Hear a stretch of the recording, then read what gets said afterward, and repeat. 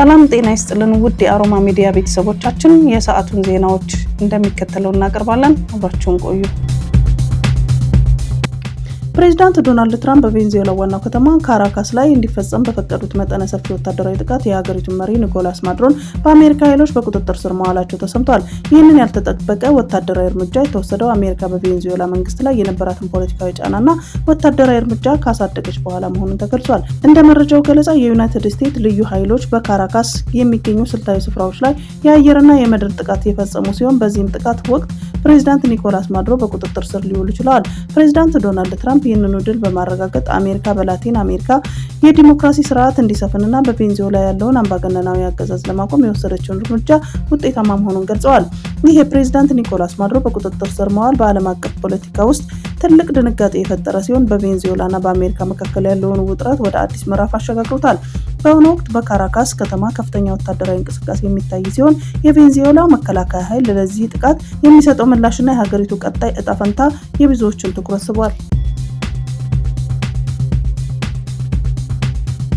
የቺሊው ፕሬዝዳንት ገብርኤል ቦሪክ አሜሪካ በቬንዙዌላ የወሰደችው ወታደራዊ እርምጃ በጽኑ በመቃወም የሀገራቱ ሉዓላዊነት በማንኛውም ሁኔታ ሊጣስ የማይገባ ቀይ መስመር መሆኑን አሳሰቡ። ፕሬዝዳንት ቦሪክ በሰጡት መግለጫ አሜሪካ የወሰደችውን እርምጃ በቀጠናውና በዓለም አቀፍ ደረጃ መረጋጋትን የሚፈታተንና አደገኛ ተሞክሮ የሚፈጥር ነው ሲሉ ኮንነዋል። የፕሬዝዳንቱ ዋና ዋና መልእክቶች የሉዓላዊነት ጥያቄ፣ የሀገራት ሉዓላዊነትና የግዛት አንድነት ሊታለፍ የማይገባ ቀይ መስመር ነው ያሉት ፕሬዝዳንቱ ቺሊ ይህንን መርህ አጥብቃ እንደምትደግፍም አረጋግጠዋል። የወደፊቱ ስጋት ዛሬ ቬንዙዌላ ከሆነች ነገ ደግሞ ሌላ ሀገር ማን ልትሆን ነው ሲሉ የድርጊቱን አሳሳቢነት ጠቁመዋል። ዓለም አቀፍ ሕግ የሉዓላዊነት መከበር ለዓለም ሰላም መሰረት መሆኑን ጠቅሰው ጣልቃ ገብነቱ ይህንን መርህ የሚሸረሽር መሆኑን አስጠንቅቀዋል። ፕሬዝዳንቱ አያይዘውም ቺሊ በማንኛውም ሁኔታ የሀገራት ነጻነት እንዲከበር እንደምትታገልና ወታደራዊ ኃይል እንደ መፍትሄ እንደማትቀበል ያላቸውን ጽኑ አቋም አንጸባርቀዋል። ቻይና በቅርቡ በተጠናቀቀው የፈረንጆቹ 2025 ዓ.ም ብቻ በተለያዩ አገልግሎት የሚውሉ 92 ሳተላይቶችን ወደ ህዋ በማምጠቅ በዘርፉ ያላትን የበላይነት አጠናክራ መቀጠሏ ተገለጸ። ሀገሪቱ በሀያላን ሀገራት መካከል ያለውን የጠፈር ላይ ፉክክር ለመምራት እያደረገች ላለችው ጥረት ማሳያ እንደሆነ በተነገረለት በዚህ ስኬት በተለይም የግሉ ዘርፍ ተሳትፎ መጨመር ለቁጥሩ ማደግ ዋነኛ ምክንያት መሆኑን ቲአርቲ ወርልድ ዘግቧል። ቀደም ሲል በመንግስት እጅ ብቻ ተወስኖ የቆየውን የህዋ ምርምር ለግሉ ዘርፍ ክፍት መደረጉ በርካታ የኮሚኒኬሽን ሳተላይቶች እንዲመረቱና እንዲመጠቁ እድል ፈጥሯል። የቻይና የህዋ ምርምር ዘርፍ አሁን ላይ ሳይንሳዊ ግኝት ብቻ ሳይሆን ሰፊ የገቢ ምንጭ እየሆነ መምጣቱንም ተመላክቷል። ቻይና በአሁኑ ወቅት በጨረቃ በከዋክብትና በፕላኔቶች ጥናት ላይ ትኩረት አድርጋ እየሰራች ሲሆን ለብሮድባንድ ኢንተርኔትና ለርቀት ዳሰሳ ቴክኖሎጂዎች የሚያገለግሉ ሳተላይቶችንም በስፋት ወደ ህዋ በመላክ ላይ ትገኛለች።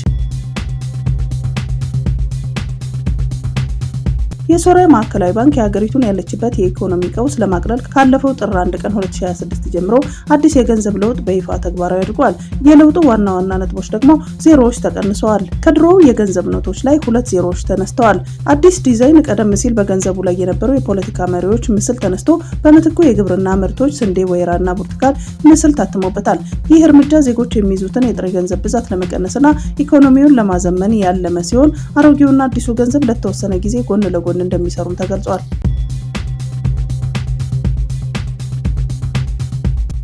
እሁድ ምሽት ጃንዋሪ 4 ቀን 2026 እንደ አውሮፓውያን አቆጣጠር ከምሽቱ 5:05 ሰዓት ላይ በሰሜን ኢትዮጵያ አፋር ክልልን ጫፍ ያደረገ የመሬት መንቀጥቀጥ ተከሰተ።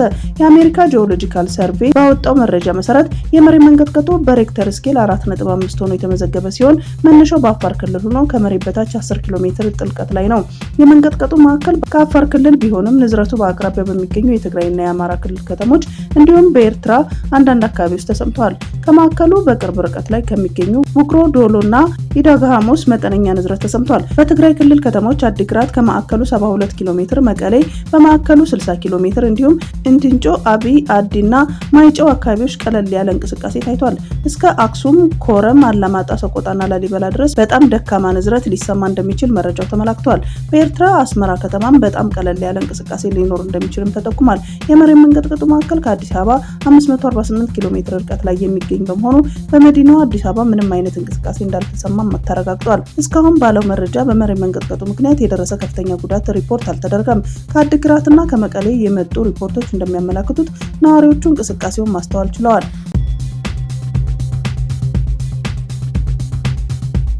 የቬንዙዌላ ምክትል ፕሬዝዳንት ዴሊሲ ሮድሪጌዝ ሀገሪቱ ከእንግዲህ በኋላ የማንም ቅኝ ግዛት እንደማትሆን በመግለጽ የአሜሪካ ወታደራዊ እርምጃዎችን በጥብቅ አውግዘዋል። በቬንዙዌላው የውስጥ ጉዳይ የሚደረግ የውጭ ጣልቃ ገብነት ውድቅ ያደረጉት ምክትል ፕሬዝዳንቷ በአሜሪካ ወታደራዊ ዘመቻ ተይዘው የተወሰዱት ፕሬዝዳንት ኒኮላስ ማዱሮና ባለቤታቸው በአስቸኳይ ወደ ሀገራቸው እንዲመለሱም ጠይቀዋል።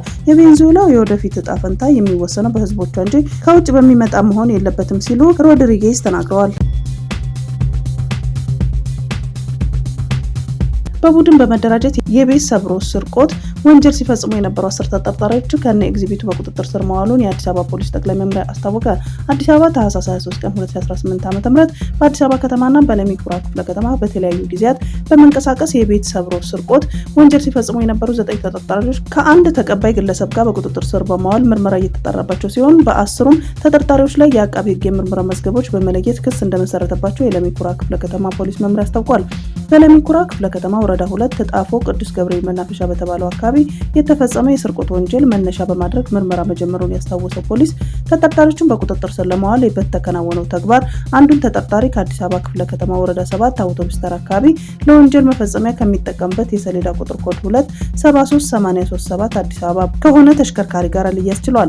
ፖሊስ የመጀመሪያውን ተጠርጣሪ በቁጥጥር ስር በማዋል ባደረገው ምርመራ የማስፋት ተግባር ሌሎች 8 ተጠርጣሪዎችን ወንጀል ለመፈጸም ይንቀሳቀሱበት ከነበረ የሰሌዳ ቁጥር ኮድ 3B01099 አዲስ አበባ ተሽከርካሪ ጋራ በቁጥጥር ስር ያዋለ ሲሆን ግምታቸው 1 ሚሊዮን ብር በላይ የሚያወጡ 11 ቴሌቪዥኖች፣ 6 የድራፍት በርሜሎች፣ የፀጉር ቤት እቃዎችና የተለያዩ ንብረቶችንም ከአንድ ተቀባይ ጋራ ተይዘዋል።